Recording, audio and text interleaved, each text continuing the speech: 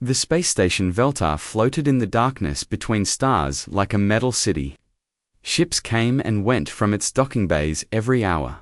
Some carried food and medicine. Others carried weapons and secrets.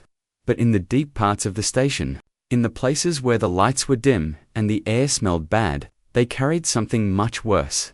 Captain Park Min-ho stepped off his ship onto the cold metal floor of Docking Bay 47. He was tall for a human, with dark hair and scars on his hands.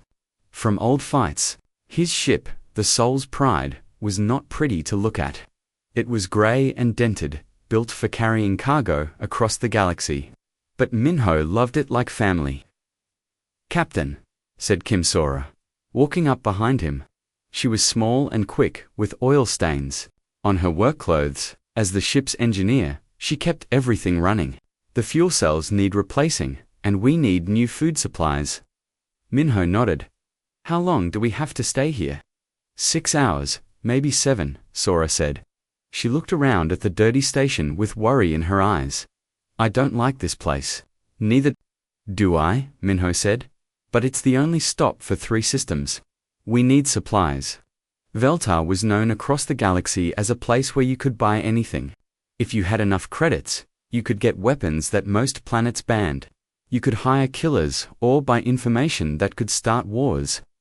The Galactic Council pretended they didn't know what happened here, but everyone knew. They just looked the other way. Min-ho walked through the station's main corridor. Alien beings of all kinds moved past him. Some had blue skin and 4 arms. Others looked like walking lizards or giant insects. When they saw him, many stepped back or crossed the other side of the hallway. Humans had a reputation in the galaxy. They came from Earth, which other aliens called a Deathworld. It was a planet so dangerous that everything on it had to fight just to live. This made humans strong, fast, and very hard to kill.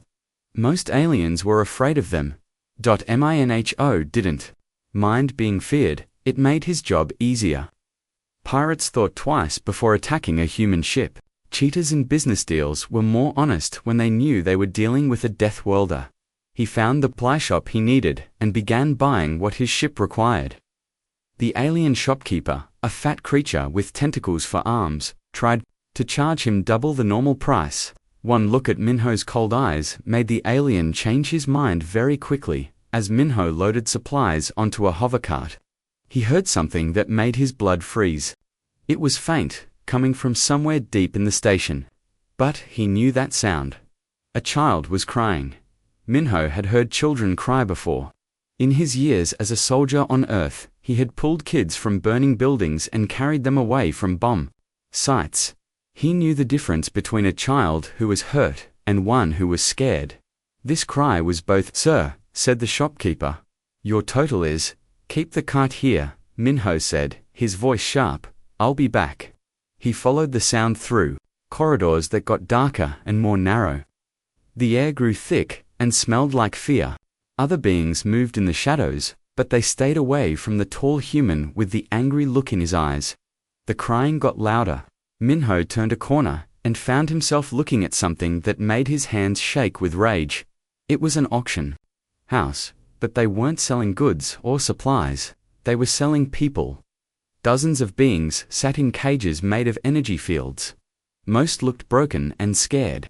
Some were adults from species Minho didn't recognize. Others were clearly children, even if they didn't look human. In the center cage, barely visible through the blue energy bars, was the source of the crying. She was small, maybe the size of a human 8-year-old. Her skin looked like it was made of crystal, but it was cracked and dirty. Her eyes were huge and filled with tears that seemed to glow in the dim light. When she moved, her skin made soft musical sounds like wind chimes. "Next up for bidding," called the auctioneer, a tall alien with too many teeth. "We have a young Catherian female, age approximately 6 cycles. Slightly damaged goods due to excessive emotional response, but still functional for domestic service or entertainment purposes." The crowd of buyers laughed. These were the worst kind of beings in the galaxy. Slavers, criminals, and others who made money from pain. "Bidding starts at 50 credits, the auctioneer continued. Minho felt something inside him break. He had seen war. He had killed enemies and watched friends die. But this was different. This was evil in its purest form. The little alien girl looked up and saw him through the crowd. For a moment, their eyes met. In her face, Minho saw every scared child he had ever tried to save. He saw his own sister, who had died when they were young. He saw innocence being destroyed by greed. 60 credits, called out a buyer. 70, said another. The girl reached through the energy bars toward Minho, as if she somehow knew he was different from the others. Her small hand shook as she tried to touch something, anything, that might help her. 100 credits, shouted a creature that looked like a walking spider. The auctioneer smiled with his horrible teeth. Excellent. Do I hear 1,000 credits? The voice that spoke was cold and deadly. Every head in the room turned to look at the human who had just entered the bidding. Minho stepped forward through the crowd. Aliens moved out of his way. Like water, his face showed no emotion, but his eyes burned with a fire that made even the toughest criminals step back. Did I hear correctly? The auctioneer asked, his voice shaking slightly. 1,000. You heard right, Minho said. His hand moved to rest on the weapon at his side. Anyone want to bid higher? The room went quiet. Everyone knew what humans could do when they were angry. No one wanted to find out what this one would do if someone tried to outbid him. Going once, the auctioneer said quickly. Going twice. Sold to the human for 1,000 credits. As the energy cage powered down, the little girl collapsed. Minho caught her before she hit the ground. She was lighter than he expected, and her crystal skin felt warm despite looking cold. It's okay, he whispered, even though he knew she couldn't understand his language. You're safe now. But even as he said it, Minho knew the truth. Buying her was just the beginning. The real fight was about to start. The little alien girl felt like she was made of glass and starlight. Minho carried her carefully through the crowd of angry slavers and disappointed buyers. Her crystal skin was warm against his chest, and he could feel her tiny heart beating. Very fast. This is not over. Human hissed, the spider-like creature who had been bidding against him. The Crimson Syndicate owns that property. Minho stopped walking. He turned to look at the alien with eyes that were colder than space itself. She's not property, he said quietly. She's a child. The spider alien took a step back. Even though it was twice Minho's size, something in the human's voice scared it. You don't understand what you've done. They will come for her. Let them come, Minho said. Then he walked away, carrying the girl toward the exit. Behind them, the auctioneer was already talking to someone on a communication device. His voice was worried as he spoke in a language Minho didn't understand. But he knew enough to guess what the conversation was about. The girl in his arms made a soft sound like broken music. She was trying to say something, but her voice was too weak. Minho looked down at her face and saw that her large eyes were watching him with wonder and fear mixed together. It's okay, he said again, using the calmest voice he could manage. No one will hurt you anymore. He didn't know if she understood his words, but she seemed to understand his tone. Her shaking slowed down a little, and she closed her eyes. Found his way back to the supply shop, where he had left his cart. The tentacle-armed shopkeeper looked at the girl in his arms with surprise. Sir, the alien said nervously, is that a Catherian child? They are very rare, very valuable. She's not for sale, Minho said firmly. He pulled out his credit stick and paid for his supplies. Load everything onto my ship, Docking Bay 47. Of course, sir, right away. The walk back to his ship felt longer than usual. Minho kept looking over his shoulder, expecting trouble. The girl in his arms was getting heavier, not because she weighed more, but because she was relaxing. For the first time in who knows how long, she felt safe enough to rest. When they reached the Soul's Pride, Sora was waiting at the cargo bay door. She took one look at the child in Minho's arms, and her face went white. Captain, she said quietly, what have you done? The right thing, Minho replied as he walked past her into the ship. Li, Juan, their navigator, came running when he heard them talking. He was young for a space traveler, only 25, but he was smart and brave. When he saw the alien child, his mouth fell open. Is she hurt? Gi-won asked. I don't know yet, Minho said. Help me get her to the medical bay. The medical bay on the Soul's Pride was small but well equipped. Minho laid the girl down on the examination table as gently as he could. Under the bright lights, he could see her more clearly. Her crystal skin was not just dirty, it was cracked in several places, like glass that had been hit too many times. Some of the cracks had dried blood around them. Her clothes were torn and filthy. She was much too thin. Captain Sora said from the doorway, the supply delivery is complete. But we have a problem. What kind of problem? 3 ships just undocked from the station. They're moving toward us. Minho looked at the scanner display that Jawan had brought up on his tablet. 3 red dots were indeed heading their way. They were moving fast and in formation. How long until they reach us? Minho asked. 10 minutes, maybe less, Jiwon said. Should I start the engines? Not yet. Minho looked down at the sleeping child. We can't jump to hyperspace with her in this condition. The acceleration could kill her. As if she heard her name mentioned, the girl's eyes opened. She looked around the medical bay with confusion and fear. When she saw Minho, she tried to sit up. Easy, Minho said, holding up his hands to show he meant no harm. You're safe. The girl said something in a language that sounded like music. Mixed with wind, the ship's computer tried to translate, but could only pick up a few words. Parents, gone, hurt, afraid, Minho felt his heart break a little more. Your parents, he asked, pointing to himself, and then to her. She nodded, and tears began flowing down her crystal cheeks again. She spoke more words, and this time, the translator caught more of them. Bad aliens. Fire, screaming, chains, Sora gasped. They destroyed her village. The girl seemed to understand some of what Sora said. She nodded again, and pointed to herself, then made a gesture like she was locked up. How long were you in that cage? Minho asked. She held up her hands, trying to show numbers. The translator helped fill in the gaps. Many days. So many days. No food, cold. Minho knelt down beside the examination table so he was at eye level with her. He looked into her large, scared eyes and made a promise that would change everything. I will find the ones who hurt you, he said slowly and clearly. I will make sure they never hurt anyone else, and I will find your family, if any are still alive. The girl stared at him for a long moment. Even though she didn't fully understand his words, she seemed to understand what he meant. She reached out with one small hand and touched his face. Thank you, she whispered in broken galactic standard. Captain, Juwon called from the bridge. Those ships are getting closer. We need to move. Minho stood up.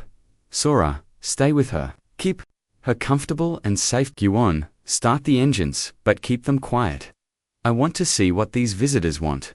And if they want to fight, Sora asked. Minho's face went hard as stone.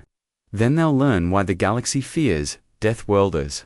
As he walked toward the bridge, the little girl called out behind him. When he turned, she had managed to sit up on the table. She was pointing to herself. Nala, she said clearly. My name, Nala, Minho repeated, and she smiled for the first time since he'd seen her. It was like watching the sun come up. Minho, he said, pointing to himself. My name is Minho, she said carefully, and her voice made his name sound like a song. From the bridge, Juwon's voice came. Over the speaker, urgent and worried. Captain, you need to see this. They're not just any ships. They're syndicate vessels, and they're armed for war. Minho looked at Nala one more time. She was still smiling, but he could see the fear coming back into her eyes as she heard the tension in everyone's voices. Don't worry, he told her. I keep my promises. Then he walked to the bridge to face whatever was coming for them. Minho stepped onto the bridge of his ship and looked at the main screen. 3 dark ships were moving toward them like hungry sharks. They were bigger than the Soul's Pride and covered in weapon ports. "They're sending a message," Giwan said. From his navigation seat, his hands were shaking slightly as he worked the controls. "Put it through," Minho ordered. The screen flickered, and a face appeared that made Minho's blood run cold. The alien looked like a giant lizard with too many teeth and eyes like burning coals. Scars covered his face, and when he spoke, his voice sounded like broken glass. "Human," the alien hissed, "I am Commander Kuril, of the Crimson Syndicate. You have something that belongs to us." "I don't have anything of yours," Minho replied calmly. Kuril's laugh was like the sound of metal being torn apart.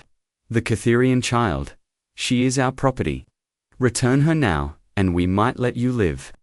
"She's not property," Minho said, his voice getting harder. "She's a person, and she's under my protection now." "Your protection?" Kuril leaned closer to his camera. "You are one small ship with a crew of 3. We are the Crimson Syndicate. We own entire star systems. What can you possibly do against us?" Minho smiled, but there was no warmth in it. "Would you like to find out?" For a moment, Kuril looked confused. Humans were supposed to be afraid when outnumbered. They were supposed to give up when faced with impossible odds. This human was doing neither. "You have 1 hour," Kuril said finally. "Bring the girl to us, or we will take her from your dead body." The communication ended. The bridge went quiet except for the hum of the ship's engines. Captain Juan said quietly, "What do we do?" "They have 3 ships. We have 1. First," Minho said. "We get Nala somewhere safe. Then we remind these criminals why humans have a reputation in this galaxy." He turned to leave the bridge, but Sora's voice stopped him. "Minho," she said, using his first name instead of his rank. She only did that when she was really worried. "These aren't just any criminals. The Syndicate has been operating for 50 years. They have hundreds of ships, thousands of fighters. Even if we win this battle, they'll send more." "I know," Minho said, "but that little girl has been hurt enough. I won't let them take her back to a cage." He walked back to the medical bay where Nala was sitting up on the examination table. She had cleaned her face with some water, and her crystal skin was starting to shine a little brighter. When she saw him, she tried to smile. "Minho," she said carefully. "Bad aliens coming." Minho was surprised. "You understand more than I thought." She tapped her head with one finger. "Catherian, we learn fast. We feel ... emotions. I feel your anger, very strong." "Can you tell me about the ones who hurt your village?" Minho asked gently. "What did they look like?" Nala's smile disappeared. She closed her eyes, and Minho could see her trying to be brave. "Big lizard people. With fire weapons. They came at night, when everyone was sleeping." "How many?" "Many ships. Maybe 10? They took everyone who was still alive." She opened her eyes, and they were full of tears again. "My mama and papa. They tried to hide me. But the lizard people found me." "Where did they take the others?" "I don't know. Different ship. I was alone." She wiped her eyes. "Minho, are you going to fight them?" Minho knelt down beside her. "Yes, but first, I need to make sure you're safe." "Want to help? You can help by staying alive and staying hidden," Minho said. "That's the most important job of all." He stood up and activated his wrist communicator. Giwan set course for the Kepler Nebula. Best speed. The nebula. Giwan's voice crackled through the speaker. "Captain, that's a dangerous area. Lots of space storms and gravity fields." "Exactly," Minho said. "It's also where we're going to make our stand." He looked at Nala one more time. "I have to go now. Sora will stay with you." "Minho," Nala called as he reached the door. "Be careful, these aliens, they are very bad, very dangerous." "So am I," Minho said quietly. Back on the bridge, was already plotting their course to the nebula. The 3 Syndicate ships were following them, staying just close enough to track them, but not close enough to attack yet. "They're waiting for something," Sora said as she joined them on the bridge. "Reinforcements," Minho replied. Curel wants to make sure we can't escape. He's calling for backup. How do you know? Because that's what I would do. Minho studied the tactical display. How long until we reach the nebula? 2 hours at current speed, Guan answered. Good. That gives us time to prepare. Minho turned to his crew. I need to tell you both something. This ship isn't just a cargo hauler. Sora and Guan looked at each other with confusion. What do you mean? Sora asked. Minho walked to a wall panel and pressed his hand against it. Hidden locks clicked open, and the panel slid away. Behind it was a control room that neither of them had ever seen before. The Soul's Pride is a converted Korean Navy corvette, Minho explained. I bought it from military surplus 5 years ago. But I kept all the weapons systems. Guan's mouth fell open. You mean we've been flying around in a warship? A small one. But yes, Minho activated the hidden systems. Suddenly, the bridge displays showed things they had never seen before. Weapon controls, targeting systems, shield generators. Why didn't you tell us? Sora asked. Because I hoped I'd never have to use them. Minho's fingers moved over the controls with the skill of someone who had done this many times before. But some fights you can't avoid. The ship shuddered slightly. As hidden weapon ports opened along its hull, missile launchers extended from concealed compartments. The engines powered up to military specifications. Captain, Guan said, staring at his new tactical readouts. We're reading 6 ships now. 3 more just jumped in from hyperspace. 6 against 1, Sora said nervously. Actually, said a new voice from the communication system. It's 6 against 4. 3 new ships appeared on their sensors, coming up fast from behind the Syndicate. Vessels, they were Korean Navy ships, painted in the gray and blue colors of Deep Space Patrol. Captain Park Minho, the voice continued. This is Captain Choi Hayan of the KNS Busan. We received your emergency signal. Minho smiled, for real this time. Good to hear your voice, Hayan. Thought you might want in on this. A chance to fight. Slavers wouldn't miss it for the world. On the main screen, the Syndicate ships were suddenly surrounded. Kurul's face appeared again, but this time he looked worried. Human, he snarled. You think 3 more ships will save you? We have an entire fleet. Then you better call them, Minho said, because in 1 hour, we're going to show you what happens when you hurt children. The screen went dark. In the distance, the Kepler Nebula waited like a storm made of stars. Nala's voice came over the ship's intercom. Weak, but determined. Min-ho. Make them pay for what they did.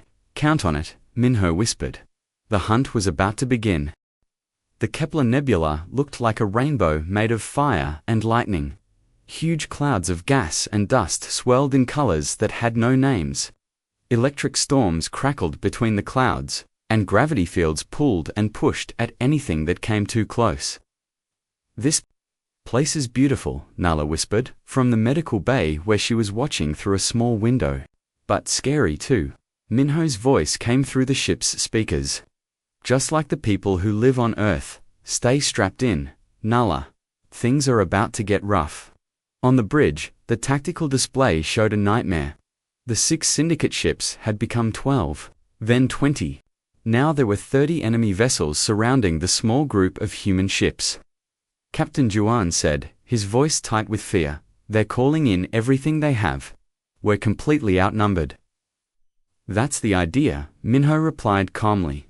The more ships they bring here, the fewer they have to hurt innocent people somewhere else. Captain Choi Hayan's voice crackled over the radio. Minho, I'm reading 30 hostile ships. My boys are good, but we're not miracle workers. We don't need miracles, Minho said. We just need to be better than they are. Commander Park Yoonji, captain of the 3rd Korean ship, joined the conversation. What's the plan? Minho studied the swirling clouds around them. The nebula was full of dangers, but it was also full of opportunities for someone who knew how to use them. They think this is going to be a normal space battle, he explained. Big ships, heavy weapons, whoever has more firepower, wins. But we're not going to fight their kind of battle. What do you mean? Hyun asked. We're going to fight like humans. Suddenly, The enemy ships began moving. They formed a huge circle around the 4 human vessels, like hunters surrounding their prey. At the center of the formation was the largest ship Minho had ever seen. It was black as space itself and covered in so many weapons it looked like a flying fortress. "That's Vextar's flagship," Kural's voice came through on an open channel. "The Death's Shadow. Our leader wants to speak with you personally before he destroys you." The main screen flickered, and a new face appeared. This alien was even more frightening than Kural. He looked like a giant snake with arms, and his eyes glowed red in the darkness. When he spoke, his voice was like poison. "So," Vextar hissed, "you are the human who thinks he can challenge the Crimson Syndicate. Do you know how many systems we control? How many fleets we command?" "I don't care," Minho said simply. Vextar's eyes grew brighter with anger. "You don't care. We have killed millions. We have enslaved entire planets. We are feared across the galaxy. You hurt children," Minho replied. "That's all I need to know about you." For a moment, Vextar looked confused. Like Turel before him, he couldn't understand why this human wasn't afraid. "You think your pathetic emotions make you strong?" The syndicate leader laughed. "They make you weak. Watch as I show you what real power looks like." The Death's Shadow began charging its main weapon. Energy crackled along its hull as the massive gun prepared to fire. The other syndicate ships spread out, ready to attack from all sides. "All ships," Minho said into his communicator, "remember your training, trust your instincts, and watch out for each other." "Understood," came the replies from Heian and Yunji. Juwon, Minho said to his navigator, "Take us into the storm." "Into it." Juwon's voice cracked. "Captain, the lightning could fry our systems, it could fry theirs too, but we know how to fly through dangerous places, they don't." The Soul's Pride dove toward the nearest electrical storm. Lightning bolts, as big as buildings, crackled around them. The ship shook and rattled, but it held together. Behind them, 3 syndicate ships followed. They were bigger and more powerful, but they were also clumsy.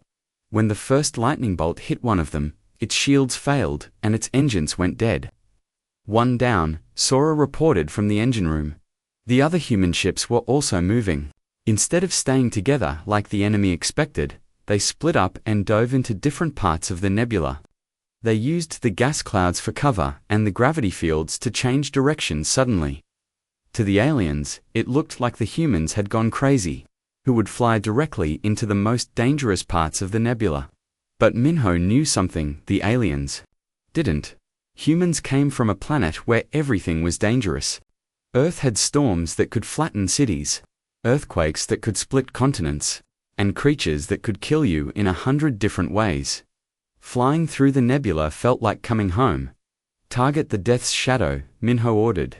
"All ships, focus fire on their main weapon." The 4 human ships attacked like a pack of wolves. They came from different directions, firing their weapons, and then disappearing back into the gas clouds before the enemy could respond. Vextar's flagship was powerful, but it was also huge and slow. Every time it tried to turn to face one attacker, another one hit it from behind. "This is impossible," Vextar screamed over the radio. "How are they moving so fast?" "Because we have to," Minho said as he piloted his ship through a field of spinning rocks. "On our world, if you're not fast, you're dead." The battle became a deadly dance. The human ships spun and weaved through the nebula like they were part of it. They used every trick they had learned in Earth's dangerous skies. When gravity fields tried to pull them off course, they used the pull to speed up instead of fighting it. When lightning struck their shields, they redirected the energy into their weapons. The syndicate ships, built for fighting in open space, couldn't keep up. One by one, they made mistakes. Some flew too close to gravity wells and were crushed. Others were hit by lightning storms and lost power. "We're winning," Giwon said with amazement. But Minho wasn't celebrating yet. On his screen, he could see the Death's Shadow changing course. It wasn't running away. It was heading directly toward the Soul's Pride. "He's targeting us specifically," Sora warned. "Good," Minho said grimly. Nala, can you hear me? Yes, Minho, came the small voice from the medical bay. I need you to get into the escape pod, right now. No. Nala's voice was strong despite her fear. I stay with you. Nala, you promised to protect me, but I want to protect you too. Minho felt his heart squeeze. This little girl, who had lost everything, was still trying to be brave. Captain Hyan's voice cut through his thoughts. Vextar's ship is charging something big. Energy readings are off the charts. Minho looked at the tactical display. The Death's Shadow was preparing to fire its main weapon directly at them. At this close range, even their best shields wouldn't be enough. All ships, get clear. Ordered. What about you? Yonji asked. Minho looked at his controls. His ship was fast, but not fast enough to outrun that weapon. There was only one way to stop Vextar from firing. I'm going to ram them, Minho. No, Hyun shouted. But Minho had already made up his mind. He turned his ship toward the enemy flagship and pushed the engines to maximum power. Sora, Giwon, get to the escape pods, he ordered. We're not leaving you, Sora said firmly. This is my fight. No, Juwon said. It's our fight too. As the Soul's Pride accelerated toward the massive enemy ship, Nala's voice came over the intercom. One more time, Minho, she said softly. Thank you for keeping your promise. The two ships rushed toward each other like bullets fired from opposite directions. In seconds, they would collide. The two ships were about to crash when something impossible happened. At the last second, Minho didn't hit the Death's Shadow. Instead, he flew his ship directly through a hole that his missiles had blown in the enemy's hull. The Soul's Pride disappeared inside the massive Syndicate flagship like a bullet entering a giant metal beast. What is he doing? Vextar screamed as alarms rang throughout his ship. Inside the enemy vessel, Minho was flying through corridors that were meant for walking, not flying. His ship scraped against walls and smashed through doors. Sparks flew everywhere as he carved a path toward the bridge. This is crazy, Giwon shouted, holding onto his seat as they crashed through another wall. Crazy works, Minho replied, his hands steady on the controls despite the chaos around them. Syndicate soldiers were running everywhere, trying to escape the human ship that was tearing through their home like a wild animal. Some tried to shoot at the Soul's Pride, but their weapons couldn't hurt it inside the narrow spaces. Bridge is dead ahead, Sora called out, reading the ship's scanners. Minho saw it too. Through the smoke and debris, he could see the command center of the enemy ship. Vextar was there, along with his most trusted fighters. They were all pointing weapons at the approaching human vessel. Everyone hold on, Minho said. The Soul's Pride burst through the final wall and into the bridge. But instead of crashing, Minho brought the ship to a perfect stop just meters away from Vextar's command chair. For a moment, nobody moved. The Syndicate leader and his guards stared at the human ship that had just done something no one thought was possible. Then the cargo bay door of the Soul's Pride opened, and Minho stepped out. He was alone. In his hands was a simple human weapon. Not a fancy energy gun, but an old-fashioned rifle that used metal bullets.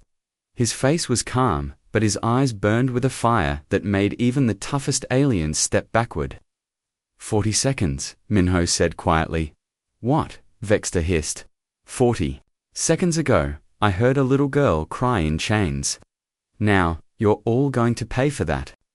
What happened next would be talked about in space bars and military academies for the next 100 years. Minho moved like water and struck like lightning.